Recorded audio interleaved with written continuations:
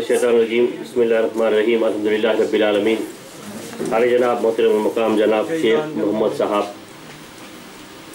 Director anti corruption human rights council of India, vice chairman Marathi commission जनाब शंकर साहब, dice पर बैठे हुए दीगर मौजूद हजरात, बुजुर्गान मिलत, ख़वातीन, नौजवान साथियों, ये बहुत ही अहम इजलास है और ऐसे वक्त पे ये ह्यूमन राइट्स कमीशन की जानिब से मुनक़्क़द किया गया है जहाँ पर इंटरनेशनल ह्यूमन राइट्स डे का इनेकाद भी अमल में लाया जा रहा है सारी दुनिया में।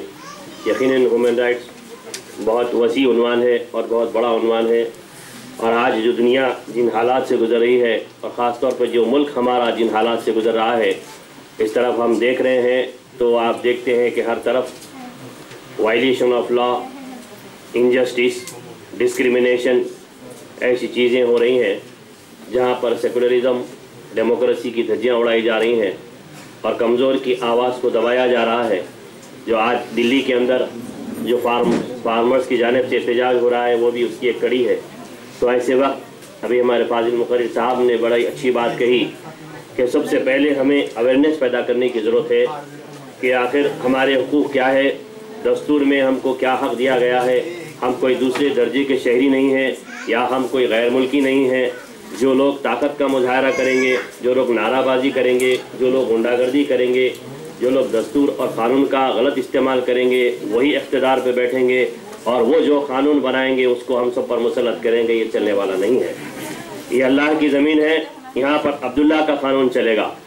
यहाँ पर अल्लाह ने सबको बराबर के हुकूक़ दिए हैं और सबको बराबर के राइट्स है। Right to live, right to speak, right to write, freedom of expression is our fundamental right. इसके हमें कोई नहीं रोक सकता।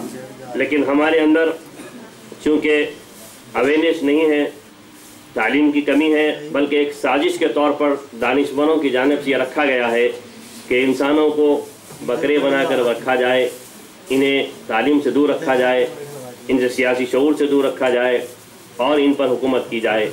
एक चंद मखसूस तबका है जो ब्यूरोक्रेट्स जिसको हम कहते हैं, जो सो कॉल्ड पॉलिटिकल लीडर्स जिसको हम कहते हैं, ये चाहते हैं कि हमारा मैन पावर इस्तेमाल करें, हमको उनके काम के लिए, उनके फ़ायदे के लिए इस्तेमाल करें और हमारे हुकूक़ की अफसलफी करें।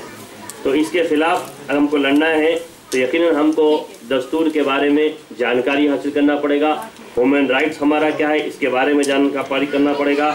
आज आप देखते हैं कि मेडिकल्स जो है, हॉस्पिटल्स मेडिकल इंडस्ट्रीज़ बन चुके हैं, एजुकेशनल इंस्टीट्यूशंस आज एजुकेशनल इंडस्ट्रीज़ बन चुके हैं। जिस तरीके से मेडिकल हॉस्पिटल्स के अंदर और जिस तरीके से एजुकेशन इंस्टीट्यूशन के अंदर नाइंसाफ़ी हमारे साथ हो रही है, सबके सामने है।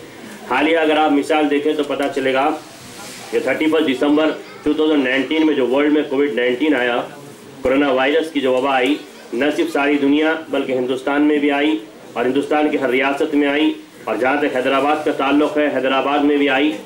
और मैं समझता हूँ कि हैदराबाद का कोई ऐसा ख़ानदान या कोई ऐसा घर नहीं होगा जहाँ कि कोई कोरोना वायरस से उनका फैमिली मेम्बर मुतासिर ना हुआ हो, या इस मर्ज से फौत ना हुआ हो, या उसे कोरोना वायरस जैसी बीमारी ना हुई हो। कैसे ख़तरनाक हालात से हम हाल ही में गुजर के आए हैं सर। हमने देखा है कि ज़ईफ़ माँ बाप के सामने उनके जवान बेटों ने दम तोड़ दिया और जवान बेटों के हाथों पर उनके ज़ईफ़ माँ बाप ने दम तोड़ दिया। हमारी तेलंगाना हुकूमत सिर्फ एक गांधी हॉस्पिटल सारे रियासत तेलंगाना के अंदर रखी थी जो कोविड के लिए सेंटर बनाया गया, लेकिन उसमें भी मरीजों को नहीं लिया गया। कई मरीज गांधी हॉस्पिटल के सीढ़ियों पर दम तोड़ते हुए हमने देखा।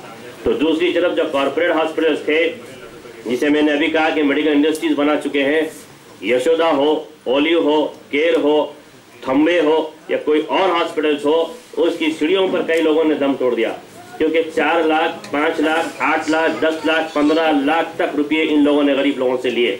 और ऐसे भी मनाजिर हमने देखे कि लोग फाइनेंसर्स दवाखानों के बाहर खड़े हुए थे कि कह रहे थे कि तुम्हारे घर के कागजात है तो दो, हम तुम्हें पैसे देने तैयार हैं।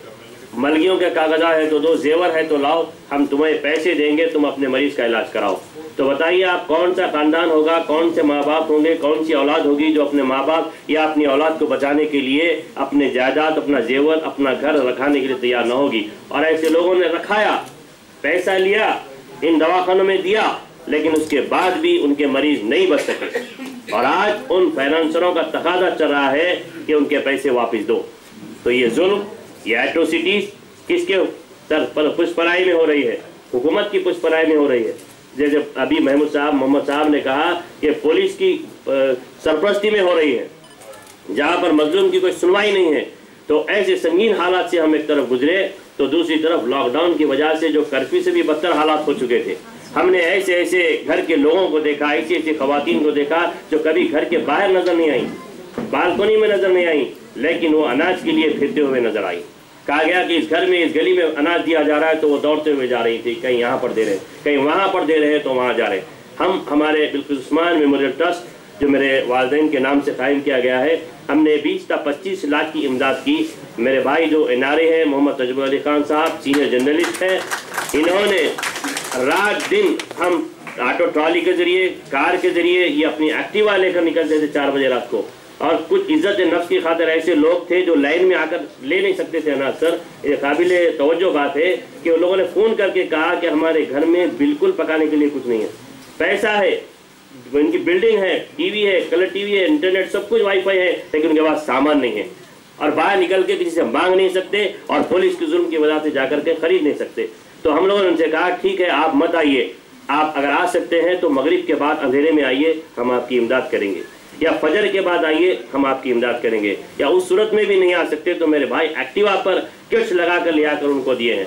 72 दिन हम लोगों ने काम किया अल्हम्दुलिल्लाह, और चांद रात तक हमने काम किया। एक मोहतरमा गोशा महल से फ़ोन की 11 बजे रात को कि भाई मैं अभी तरावी पढ़ के इबादत करके जिक्र करके बैठी हूँ, अब सुबह में ईद के लिए हमारे पास तैयारी का कोई सामान नहीं है, आप कुछ मदद हो सकती तो कीजिए।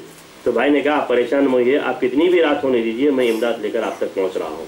तो हमने रमज़ान का एक किट बनाया था, दूध की पैकेट, शीरखुरमा, खजूर, इस किस्म की छोटी सी किट हमने बनाए थे। तो मेरे भाई जब लेकर पहुंचे तो हाथ उठाकर दुआ करने लगी।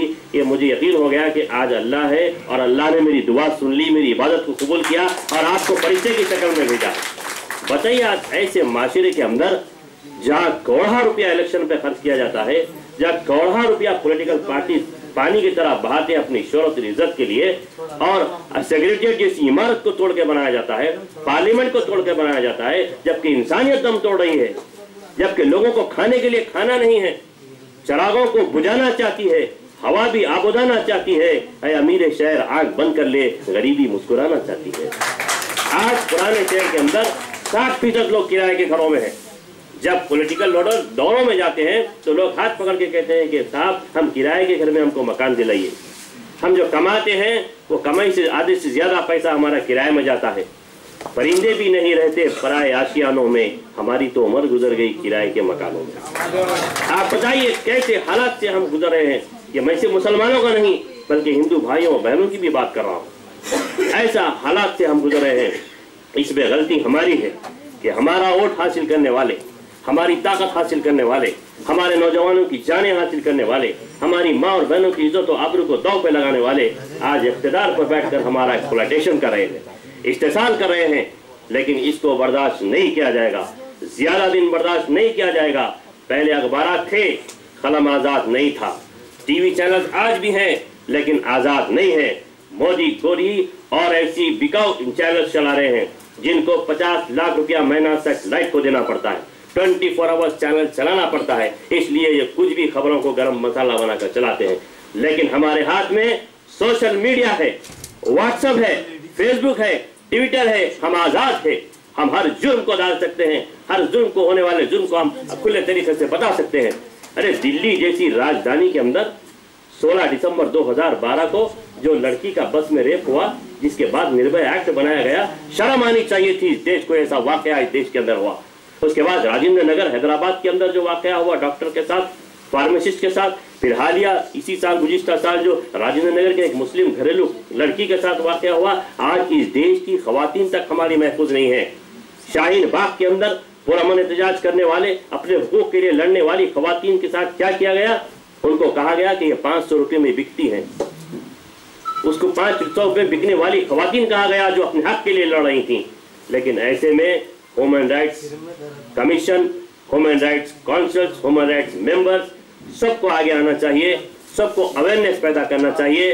अपने हक के लिए हमको लड़ना चाहिए, हमको डरने और घबराने की जरूरत नहीं है। हालात बहुत साजगार है, हम चाहे तो तकदीर को बदल सकते हैं, ज़माने को बदल सकते हैं। हमको सिर्फ हौसले की, अवेयरनेस की और हमको हिम्मत की ज़रूरत है। हम हर हालात का मुकाबला कर सकते हैं। जैसे अभी मोहम्मद साहब ने कहा कि पुलिस स्टेशनों में तो एक अजीब किस्म की गुंडा राज चल रहा है। डीसीपी लोग बड़े बड़े लोगों के साथ मिले हुए हैं, एसीपी लैंड ग्रैबरों के साथ ज़मीनात खरीद रहे हैं, सर्कल साहब मकबरों के साथ मिलकर छोटे मामले कर रहे हैं, एसआई साहब चालानात में लगे हुए हैं और जमींदार डंडे मार रहे हैं सड़कों के ऊपर। ये आलम बन चुका है और मकबरों का ये आलम है कि यहाँ क्या हो रहा है पूरी खबर पुलिस स्टेशन को दे दी जाती है।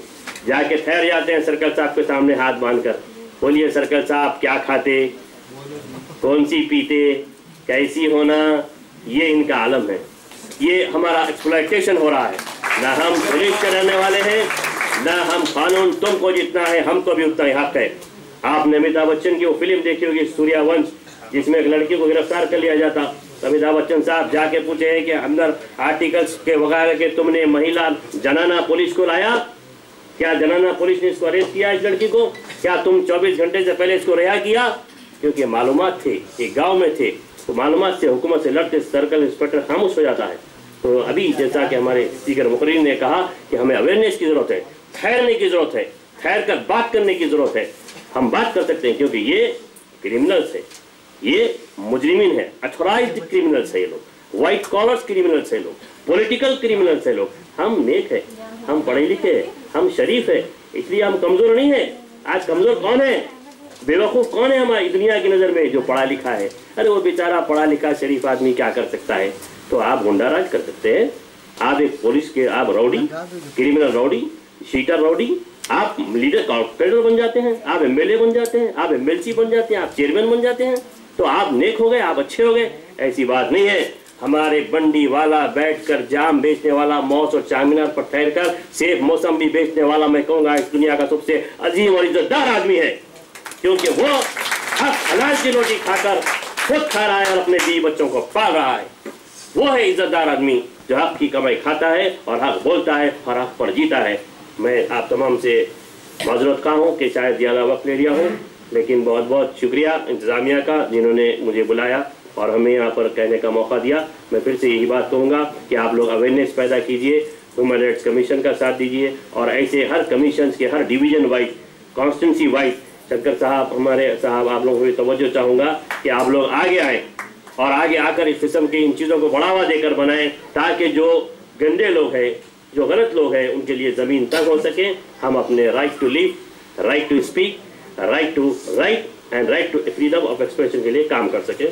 शुक्रिया। खुदा हाफिज़।